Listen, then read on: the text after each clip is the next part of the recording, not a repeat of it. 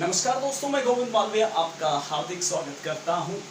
हम पिछले वीडियो में राजस्थान के इतिहास के अध्ययन सीरीज के अंतर्गत ये बात कर रहे थे बेरार सभ्यता के बारे में। और बेरार सभ्यता के अंतर्गत पार्ट 1 में हमने देखा था बेरार सभ्यता कहाँ फैली हुई है और बेरार सभ्यता की विशेषताएं क्या है, खोजकर्ताओं के बारे में जिक्र किया था। अगर आप पहली बार इस वीडियो पे हैं तो मैं आपसे रिक्वेस्ट करूंगा कि बेरार सभ्यता का आप पार्ट 1 देखिएगा। और उस पार्ट 1 के अंदर हमने बेरार सभ्यता कहाँ अवस्थित है, कौन सी नदी के किनारे हैं, और साथ ही साथ उसके खोजकर्ताओं के बारे में और उसकी छुटपुट विशेषताओं के बारे में चर्चा की थी। हमारी चर्चा चल रही थी बेरार सभ्यता की विशेषताओं के बारे में। देखिए, बेरार सभ्यता की विशेषताएं मैं आपसे बात कर रहा था, जिसमें मैंने बताया था कि बेरार सभ्यता जो है वहां पर पाषाण से संबंधित यानी पत्थर से संबंधित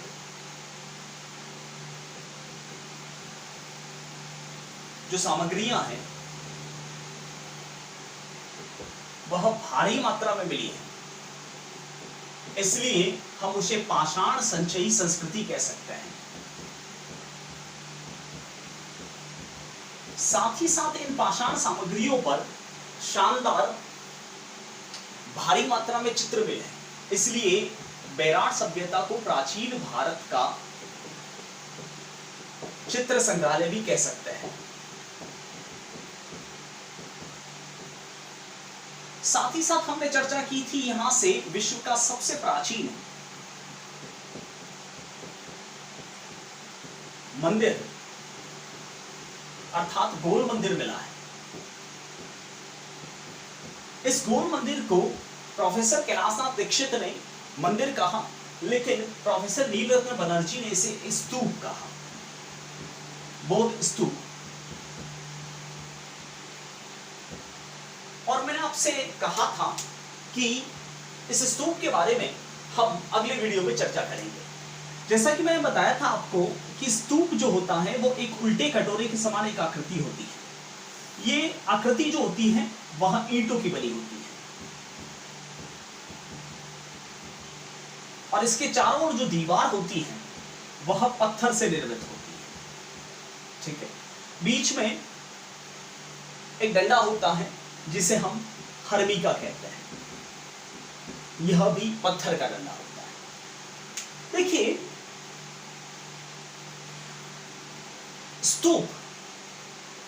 स्तूप जो होता है वह गौतम बुद्ध के अवशेषों को सुरक्षित रखने का स्थान होता है।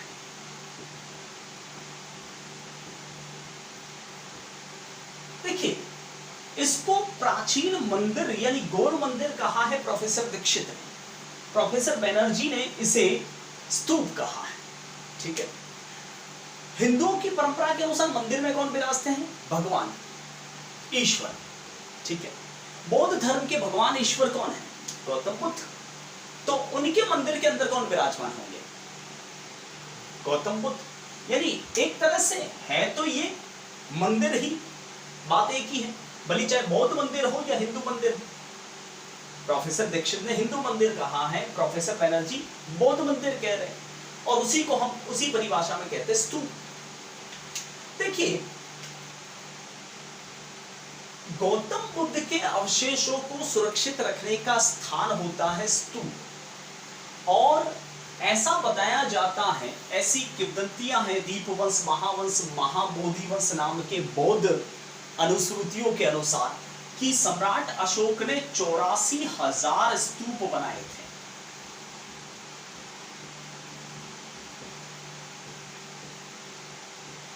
भारत में 84,000 स्तूप बनवाए थे।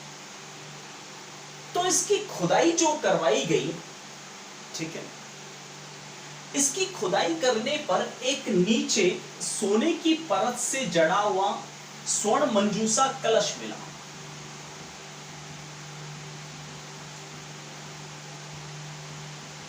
और उसमें किसी की हड्डियां थी। अभी अभी मैंने क्या कहा? स्तूप जो होता है वह गौतम बुद्ध के अवशेषों को सुरक्षित रखने का स्थान होता है। तो स्वर्ण मंजूषा यानी सोने की परत से जड़ा हुआ कलश मिला, जिसमें अस्थियां थी। किसकी? गौतम बुद्ध की। अब आप अंदाजा लगाइए कि विश्व का एकमात्र शांति की बात करने वाला जो बौद्ध धर्म है, विश्व के 21 देशों में फैला हुआ विश्व का तीसरा सबसे बड़ा धर्म है बौद्ध धर्म, उसके प्रणेता की अगर हड्डियां आपके राजस्थान बेराट से मिल जाएं तो ये कितना बड़ा जीके हो सकता है, बहुत बड़ा जीके होगा। ठीक है, देखिए स्तूप कोई बड़ी आकृति नहीं होती, कम से कम 4 बौद्ध भिक्षु बैठ सके और अधिक से अधिक अंदर 12 बौद्ध भिक्षु बैठ सके, उतनी आकृति होती है। इस स्तूप को पाली भाषा में पेगोड़ा भी कहा जाता है। ठीक है, अभी मैंने कहा कि स्तूप जो होता है वह गौतम बुद्ध के अवशेषों को सुरक्षित रखने का स्थान होता है, जिसमें कहीं पर गौतम बुद्ध की हाथ की हड्डियां, कहीं पे पैर की हड्डियां, कहीं पे दांत, कहीं पे मुकुट। तो जहां हाथ की हड्डियां हैं उसे हस्त पेगोड़ा कहते हैं, जहां पैर की हड्डियां हैं उसे पाद पेगोड़ा कहते हैं, जहां दांत हैं उसे दंत पेगोड़ा कहा जाता है। यानी इस स्वर्ण मंजूषा कलश में जहां दांत है गौतम बुद्ध का उसे दंत पेगोड़ा कहते हैं। आपने ये शब्द अक्सर सुना होगा, दंत पेगोड़ा। ठीक है, तो यहां गौतम बुद्ध के हाथ की हड्डियां मिली, इसलिए इस स्तूप को कहा जाता है हस्त पेगोड़ा। ठीक है, ये वाला कंटेंट आपने अब तक आसानी से पुस्तकों में नहीं पढ़ा होगा। ठीक है, तो यहां से गौतम बुद्ध का हस्त पेगोड़ा मिला है। ठीक है, जिसे हम पेगोड़ा भी कह सकते हैं, स्तूप भी कह सकते हैं, या फिर मंदिर भी कह सकते हैं। ठीक है, अब इसी के सिलसिले में मैं आपको एक और जिक्र करता हूं।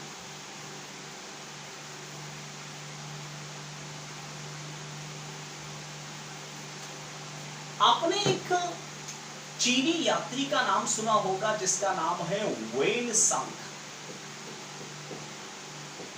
आपकी नजर में ये वेन सांग ने, हेन सांग ने, पता नहीं क्या क्या है, लेकिन वास्तव में नाम है वेन सांग।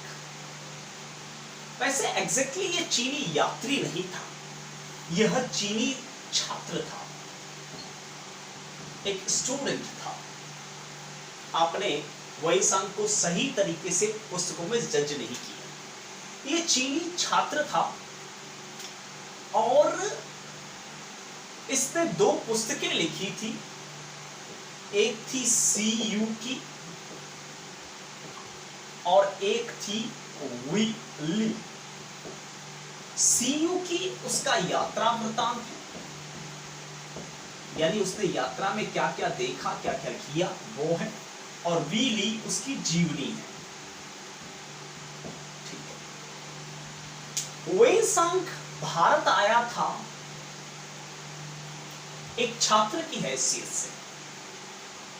तो क्यों आया था? पढ़ने के लिए, सीधी सी गणित। तो कहां पढ़ने के लिए आया? भारत। वैसे आपको पता होगा कि चाइना में कौन सा धर्म है? बौद्ध धर्म। और बौद्ध धर्म के प्रणेता कौन है? गौतम बुद्ध। और गौतम बुद्ध कहां जन्मे हैं? हिंदुस्तान में। तो अगर ये बौद्ध धर्म की खोज में आया है तो ये यात्री हुआ या स्टूडेंट? यात्री नहीं, स्टूडेंट हुआ। और किस कारण से आया है? बौद्ध धर्म की खोज के लिए, यानी अपने भगवान से मिलने के लिए। ठीक है, अपने भगवान के अस्तित्व के प्रमाण जानने के लिए। एग्जैक्टली वेन सांग सम्राट हर्षवर्धन के समय हिंदुस्तान आया था, जब हिंदुस्तान के सम्राट थे हर्षवर्धन, पुष्यभूति वंश के सम्राट हर्षवर्धन। जब ये हिंदुस्तान आया था तब नालंदा विश्वविद्यालय में पढ़ने को आया था। ठीक है, तो नालंदा में ये खुद बताता है कि मैं पढ़ने को आया था। यह विश्वविद्यालय एक बहुत बड़ा विश्वविद्यालय था। इस विश्वविद्यालय का दायरा वो लगभग बताता है अपनी जीवनी में, हुईली में, कि यह लगभग 25 किलोमीटर में फैला हुआ था। ठीक है, इस विश्वविद्यालय के बीचों बीच 3 बड़ी बड़ी 9 मंजिला बिल्डिंगें थी, इमारतें थी, रत्न सागर, रत्न बोधि और रत्न रंजक नाम की। ये कहता है कि इस विश्वविद्यालय में कोई भी व्यक्ति आसानी से दाखिला नहीं ले सकता था। भारतीय संस्कृति देखिए, जिस विश्वविद्यालय की मैं बात कर रहा हूँ आज से 1500-1600 साल पहले का विश्वविद्यालय है, ठीक है। सॉरी, आज से 1500-1600 क्या, 2000 तो ऐड कर लो इसमें, और ऊपर से यस 1500-1600 के आसपास का, ईसा पूर्व नहीं है। हर्षवर्धन के टाइम की बात कर रहा है, 1500-1600 साल पहले की बात कर रहा है। वैसे ये विश्वविद्यालय लगभग 507 ईसा पूर्व में बना है, यानी आज से मान लो 2500 साल पहले बना है, ठीक है। ये कहता है कि इस विश्वविद्यालय में दाखिला लेना इतना आसान नहीं था। China, Korea, Japan, Tibet, Myanmar से बहुत सारे छात्र पढ़ने आते थे और यहाँ एक प्रवेश परीक्षा देनी होती थी। हर द्वार पर 6-6 द्वार पंडित बैठते थे और वो 6 द्वार पंडित 6 बार प्रवेश परीक्षा लेते थे, एंट्रेंस टेस्ट। ये खुद कहता है कि मैं 5 बार प्रवेश परीक्षा में अनुत्तीर्ण हुआ, यानी फेल हुआ। जब आप और हम फेल होते हैं तो हम किसकी शरण में जाते हैं? भगवान की शरण।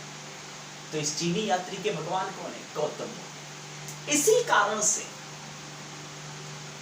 ये नालंदा से पीलो मोलो, जिसे भीनमाल कहते हैं, जालोर में होता हुआ यह बोथो बोथो यानी बेराट पहुंचा, ठीक है। तो सवाल बन सकता है, वेइसांग ने बेराट को क्या कहा? बोथो बोथो, ठीक है। बेराट पहुंचा और बेराट पहुंचकर क्यों पहुंचा? अपने बाबूजी से मिलने, स्तूप के दर्शन किए और वहां से वापस नालंदा गया, प्रवेश परीक्षा दी और प्रवेश परीक्षा पास की। तो हमें नालंदा का टॉपिक नहीं पढ़ना, हमें बेराट का टॉपिक पढ़ना, और ये बेराट का जिक्र यहाँ पर आता है। यानी वेइसांग ने बेराट की यात्रा की थी वाया भीनमाल होते हुए, ठीक है। आपने पुस्तकों में जरूर पढ़ा होगा कि वेइसांग भारत आया था और भीनमाल पीलो मोलो होते हुए बेराट तक पहुंचा था। तो कैसे पहुंचा और क्यों पहुंचा वो मैंने आपको समझाया है। चलिए, ये तो थी बेराट को लेकर वेइसांग की बात, ठीक है। देखिए, बेराट में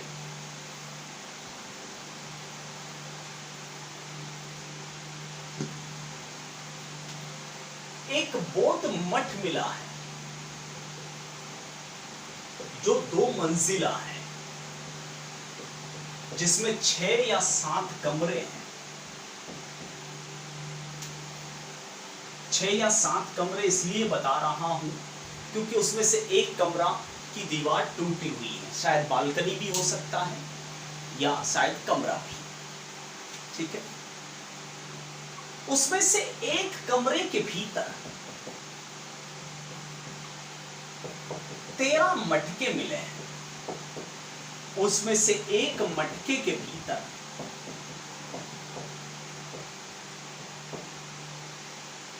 36 चांदी के सिक्के, सॉरी, एक मटके के भीतर हाथ से बुना सूती कपड़ा मिला है, सूती कपड़ा मिला है, ठीक है। उस कपड़े में 36 चांदी के सिक्के हैं। उन 36 में से 28 सिक्के इंडो ग्रीक हैं। इंडो ग्रीक, जिसे हम हिंद यूनानी सिक्के कह सकते हैं हिंदी। उसमें से 16 सिक्के यूनानी शासक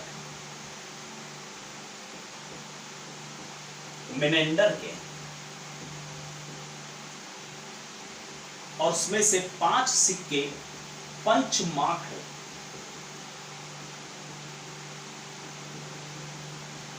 जिसे आहत सिक्के कह सकते हैं, वो है। उसमें से 3 सिक्के जो हैं वह है जिस पर यूनानी देवता अपोलो, देखिए अपोलो जिसे सूर्य कहा जाता है, जो आहड़ में भी मिला है, और देवी हो जिसे सूर्य की पत्नी छाया कहा जाता है, के चित्र हैं।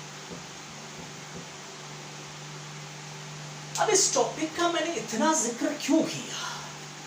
वजह सुनिए। 2 मंजिला बौद्ध मठ, उसमें 6 या 7 कमरे, कॉमन बात है। हमारा सब्जेक्ट क्या है? हमारा सब्जेक्ट क्या है? राजस्थान का इतिहास नहीं, जीके। और जीके का मतलब मैंने वर्कशॉप क्लास के अंदर क्या बताया था? ऐसी जानकारी जो सामान्य जानकारी यानी सबको आनी चाहिए, यानी महत्वपूर्ण जानकारी। तो महत्वपूर्ण जानकारी यहाँ पर 2 मंजिला बौद्ध मठ ये नहीं है, उसमें से एक कमरा, कमरे के अंदर 13 मटके ये नहीं है, एक मटके के भीतर हाथ से बुना सूती कपड़ा। ध्यान दीजिए, ये होता है जीके। क्यों इसको जीके मैं बता रहा हूं विशेष? क्योंकि अब तक का यह सबसे पुराना कपड़ा है जो अभी भी अपने अस्तित्व में है। बात समझे?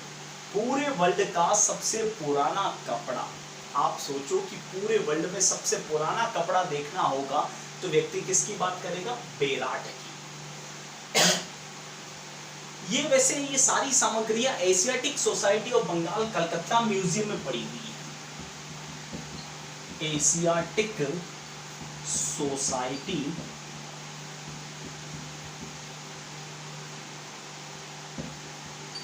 ऑफ बंगाल कोलकाता में सारी चीजें आप जाके देख सकते हैं।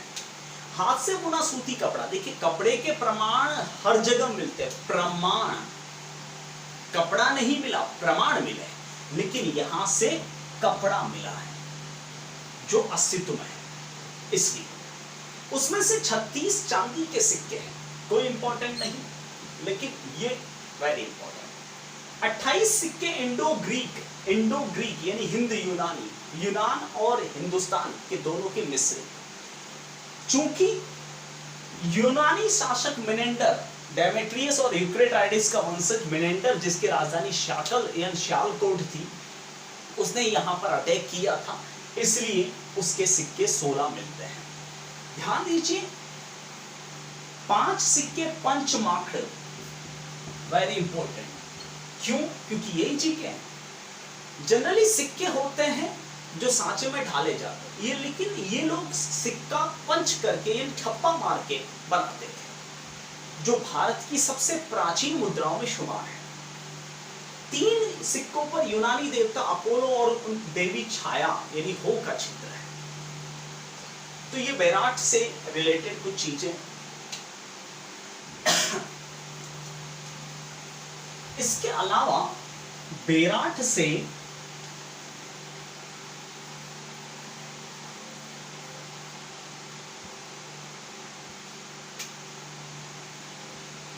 एक शिलालेख मिला है जिसे भाब्रू शिलालेख कहा जाता है। मैंने पार्ट 1 में ही बता दिया था, इसकी खोज प्रोफेसर चार्ल्स बर्टन ने की थी। ठीक है।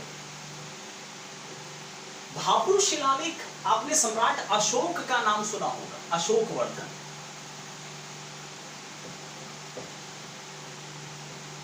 उसका एक धर्म से संबंधित शिलालेख यहां से मिला है, जिसकी खोज 1826 से 41 के बीच में प्रोफेसर चार्ल्स बर्टन ने की थी। और यह भी शिलालेख पड़ा हुआ है जो अपने पूर्णतया अस्तित्व में है। राजस्थान में एकमात्र शिलालेख है जो Asiatic Society of Bengal Calcutta museum में पड़ा हुआ है। ठीक है। साथ ही साथ बेराट के नष्ट होने की वजह जो है वह विदेशी आक्रमण बताए जाते हैं। और विदेशी आक्रमण अभी अभी एक तो मैंने जिक्र कर लिया था मिनेंडर का, क्योंकि उसके सिक्के भी मिले हैं। एक तोरमान और एक आक्रमण हुआ था मिहिरकुल का। ये तोरमान और मिहिरकुल दोनों हूण जाति के आक्रमणता थे और मिनेंडर था यवन जाति का। यवन यानी यूनान से था, ग्रीस से था। ग्रीस नाम सुना होगा, यूनान जिसकी राजधानी एथेंस है, जहां से ओलंपिक्स गेम्स के आरंभ हुए थे। ये वही यूनान है जहां से सिकंदर भी आया था। तो ये थी बेराट की विशेषताएं। अगले वीडियो में हम जिक्र करेंगे अन्य विशेषताओं के बारे में। फिलहाल के लिए आपसे विदा लेते हैं। जय हिंद, वंदे मातरम, जय भारत।